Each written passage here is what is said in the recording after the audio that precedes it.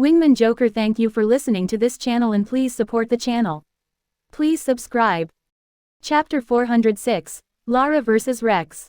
They left already. Didn't I tell you to make them stay? Titus asked as he entered the balcony his two masked rivals were in. He just stood at the door and gave the balcony an inspecting look. I couldn't just stop them. The auction house has its rules and, Liam, who stood behind him, said. Enough with the bullshitting, don't think I don't know what you are plotting. Titus, who didn't even care to look at Liam, interrupted him. He firmly believed that those guys worked for Liam, or they wouldn't have only bidding on the girls he wanted. He expected those mysterious buyers to meet him after the auction and demand a bigger price. And was going to corner them here. Who knew that they would escape beforehand? This indicated that they were going to hide the girls and then trade with him through an intermediary agent. This was a smart move, that was if they had the capacity to pull it off. I don't understand what young Master Titus means, Liam played dumb. Enough, I want the recordings of what happened in this room. Ah, young Master, our VIP rooms have no recording devices, Liam apologized again. Titus knew he was lying, but he had no evidence. Still, if those guys were Liam's agents, the recordings would most likely be useless. What transportation did they use? I want their vehicle's description, don't tell me you don't have that. Titus said coldly. Ah, yes, I did, but they didn't take it and left directly through the back door, Liam answered, finding it strange that Titus did not seem angry. What? Titus turned to look at Liam. Are you telling me they left on foot with a group of naked slave girls? Yes, that masked girl made them wear some cloaks that she brought with her, Liam said, hiding the fact that she had a storage ring. He didn't want Titus to back away now. He wanted them to fight with each other. Oh, I see, Titus said as he quickly sent a message to his agent to intercept them. His plan to intercept the vehicle silently couldn't be implemented, but this situation was way better. Kidnapping people off the streets was his agent's usual line of business. Young Master Titus, why are you here? Shouldn't you be going after them? Liam asked nervously. I already ordered the family team to grab them, although they might hide like rats, they would never be able to leave the city. He said casually, watching Liam's panicked expression. His phone rang. Titus smiled as he answered, his agents must have already apprehended them. They couldn't have gone that far on foot. Chloe, was it done? Titus asked the other party, smirking at Liam. Sorry young master, it was a little inconvenient to make a move, and it is already too late, a girl sounded from the other side. What do you mean? Titus asked. Did they have the support of some? Not anything like that, it is just that the family rules forbid us from making a scene in public. The woman quickly replied. I already sent you a video of what happened, Chloe replied. Titus quickly flipped his phone and opened the video his subordinate sent. Liam, who was behind him, secretly extended his short neck to take a look. Women to rule. Free women. We have the right to strip. Down with the king. Fuck the king. We want democracy. Men are animals. Men should be kept in cages. Long live the Empress. In the video, Titus watched as the girls from the auction, along with some very disturbing-looking fat girls, held large signs and were protesting in the middle of a large street a few blocks from here. They were demanding the end of the monarchy and equal rights for all women. Then they began cursing at men and hailing for some empress. Exactly 2 minutes into the video, the girls were surrounded by a myriad of police cars, from which burly men stepped down with wooden cudgels and began hitting the girls before arresting them, and then transporting them into a prison truck. The entire process took less than 3 minutes. This kingdom tolerated everything except for that nasty thing called democracy and equal rights. It went against everything they stood for. Naturally, those girls were going to be executed tonight. Oh, I see, those bastards want to use the prison system here to hide their tracks, Titus said on the phone. Prisons in countries like this were more corrupt than a 3-year-old bottle of milk. Go get them from prison. I will send a message to the king to facilitate your business, he added, eyeing Liam, who really had no idea what was going on. I know, Chloe replied before Titus hung up, then quickly sent a message to the king, who naturally didn't dare to neglect Titus's wishes. So, do you have any idea what their plan was? Titus finally said, looking at Liam. How would I know? Liam said stoically. He really had no idea. Could Vic be a real emperor? Impossible. We will see, Titus said, taking 3 talismans and activating them one after another, pointing them to different parts of the balcony. Suddenly many strange shadows could be seen all over the ground. Liam, who was watching, quickly realized that those were the movements of the people who were on the balcony. One of them stayed in place while the other seemed to have moved like a spider all over the room, crawling up toward the upper balcony where an unfortunate accident happened 30 minutes ago. Shit, Liam said. He got the report that after the auction, a few people were found collapsed in their balconies after getting castrated by a mysterious master during the auction. He was yet to investigate that matter as he had to get rid of Titus first. The culprit was now obvious. You know something? Titus turned and asked Liam very coldly. He noticed his reaction. Quote. No, those guys were players. Right, Titus asked. Those movements were not something humans were capable of. I have no idea. Liam quickly played dumb again. Young Master Titus, what do those talismans do exactly? Liam asked, changing the subject. Not something you will understand. But simply put, this thing would allow me to see the traces left during the last few hours, Titus said. Will those traces last? You know, the auction house's furniture is not cheap. They will disappear in 30 minutes, Titus scolded as he took tweezers and grabbed a few strands of black hair that were below the table. The talisman made them shine. Even if your guys ran to the end of the earth I will find them, he told Liam with a smirk as he put the strand into an envelope. Ah, young master, they are not. Titus raised one hand making Liam stop talking, then slowly approached the cough. There was something under it. He bent and grabbed the strange-looking ring. It looked cheap, like something someone would leave to fool another into bending down before fucking them. Strange. Poomph. Ah, Titus, as if he was hit by some invisible force from behind, was flung headfirst into the couch, pushing then tumbling it in the process before making it flip, falling to the floor on his back while holding his crotch.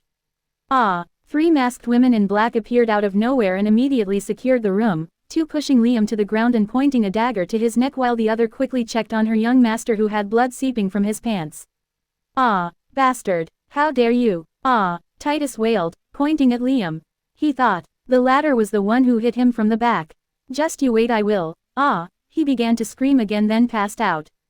Shit, Liam, who had no idea what just happened, knew one thing, he was in deep shit. Damn it Victoria, ellipsis, I can't believe we pulled that off. Julian said as drove the police truck. Those stupid cops just shoved the girls into the truck without care. They had no idea that the truck was being driven by him. I am more surprised that all the girls cooperated. He added, they are not stupid. Lily, who had just finished giving healing pills to the girls in the back, turned and said. We are not safe yet, just keep driving straight and follow my orders. She added as she took a strange-looking artifact that looked like a gem. What is this? Julian asked. Just something I borrowed from Victor, she said, making the gem in her hand shine before extending it with her slender hand out of the window. Suddenly a flash of light shot to the sky from it and in the next moment, everything around began to appear foggy. Does it create fog? He asked. Something like that. Now for a few miles around here, no one will see us, not even satellites. She said. Follow my instructions, we will be heading to the safe house I prepared yesterday. A few miles. How strong is this thing? He asked, darting his eyes to look at the gem that Lily quickly stored back in her storage ring.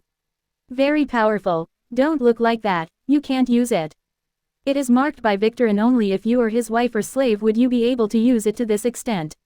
She scolded. It is about. She paused, a sweet smile spread on her face.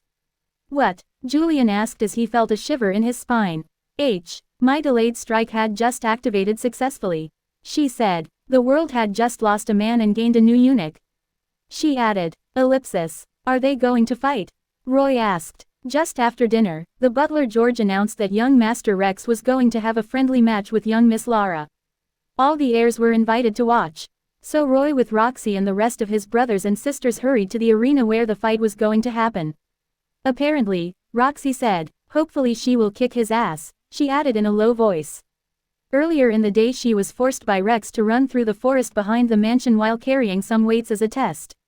If it was just that, she wouldn't have blamed him, but the sick bastard demanded that all of his siblings, males and females, do it in high heels to satisfy some fetish or something. Naturally, all failed miserably. Oh, Roy nodded as he watched as the audience gathered. Suddenly, 2 pregnant women entered the hall and were quickly guided by a maid to an elevated platform to watch. Who are those 2? He asked. Lady Elena and Lady Luna, Roxy said. Elena is our father's second official wife, she is Lara's mother. She said. Just how many wives does esteemed father have? One girl, who was listening, asked. 3 as far as I know. Roxy said. Is that other woman to Alina's side Rex's mother? Roy asked. No, she is father's favorite concubine. If she gives birth to a legitimate heir, she will be announced as the 4th wife. She said. Unlike many of the illegitimate heirs, she knew a few things, especially here in Weirin Principality. Is Lady Elena Victor's mother? A girl suddenly asked from the back. It was Juju, their slutty stepsister. Victor, Toy asked. He seemed to have heard that name somewhere. He couldn't remember when and where though. Ah, he is one of our legitimate brothers.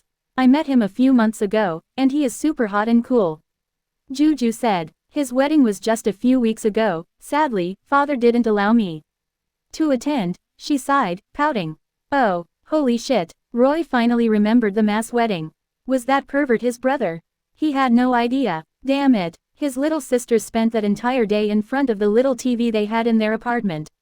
They were following the wedding's coverage being done by some big boobed anchor who was fired shortly after. They were fantasizing about a rich prince like Victor marrying all of them in one go. Roy quickly shook his head to remove some of the disturbing thoughts he was having. Yes, Lady Elena is Victor's mother. The one who answered was not Roxy, but Iris, who appeared behind them. She is also the mother of elder sister Alice and elder brother Mike, all of them are elite heirs. She added. Elite heirs? Roy asked as his eyes sparkled. He knew what this meant. Being an elite heir in the family meant that he could use all the family's powers and privileges. Is Max an elite heir too? He asked, looking at Max, who found a seat next to Elena and was exchanging pleasantries with her. No, of our father's wives, only Lady Elena's offspring are. All of her adult offspring are elites. Lara will probably be one too. Iris said casually, hinting at more than one thing. She discovered those things when only Elena and her offspring attended Victor's wedding. The others weren't even invited. Although Theodore made some stupid excuse back then, she was not a fool. Roxy, who immediately understood the purpose of Iris's remark, raised one eyebrow, looking at Max and then at Elena, who had a somewhat forced smile on her face. Iris was subtly teaching them about the dynamics in their father's harem. It took Roy a moment to get it. Does Max's mother hate Elena? Is there some kind of internal struggle in this family? Simply put, Max's mother, Lady Marta, although as the first wife, has a much weaker influence than Elena. Iris shrugged. She noticed the tension when she spent a few days on the island after she awakened. It is better not to make any baseless assumptions though, she quickly added. Oh, is there anything between Rex and Lara? Roxy was the one who asked. Is this really just an innocent fight? He added. He could now smell the powder in the air. Well, don't tell anyone, she said, making sure all of her brothers and sisters around her could hear her. This is about a mistake that Rex made when he was teaching Lara the family's secret art. If not for brother Victor discovering this at the right time and stopping it, the poor girl would have ended up dead. Iris said, sighing. What? Was it on purpose? Wasn't Rex punished? Roy quickly asked, looking at Lara and then at Rex. The family investigation cleared him, but who knows, Iris said, not going into any of the details. This fight was Max's idea. It is to gauge how much Lara has grown since Victor started teaching her. She added, successfully turning everyone against Rex and Max. She didn't like to scheme, but she felt that she needed to do something, as like her, Max and Rex had already secretly begun to recruit some of the candidates here to their team.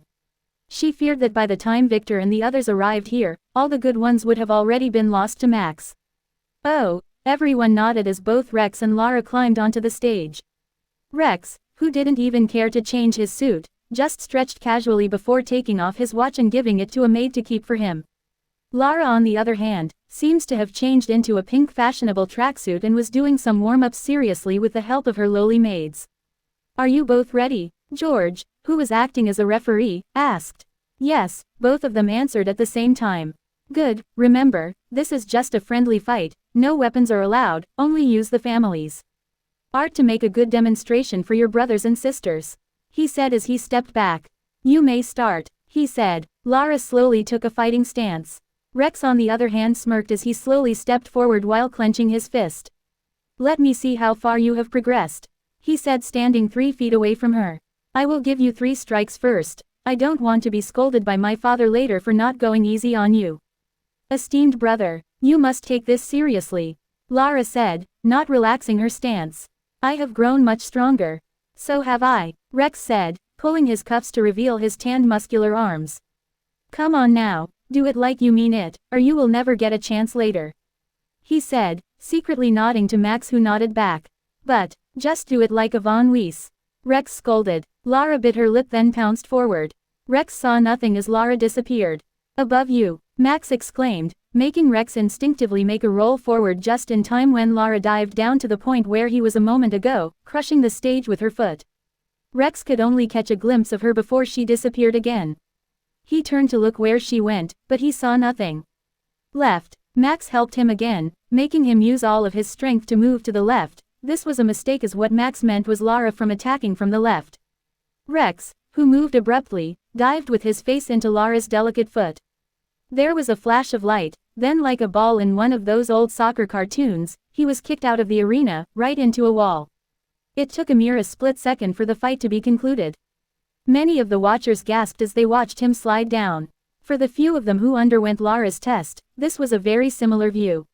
Miss Lara wins, George declared, raising the shocked Lara's little hand. Holy shit, Elena and Luna both gasped.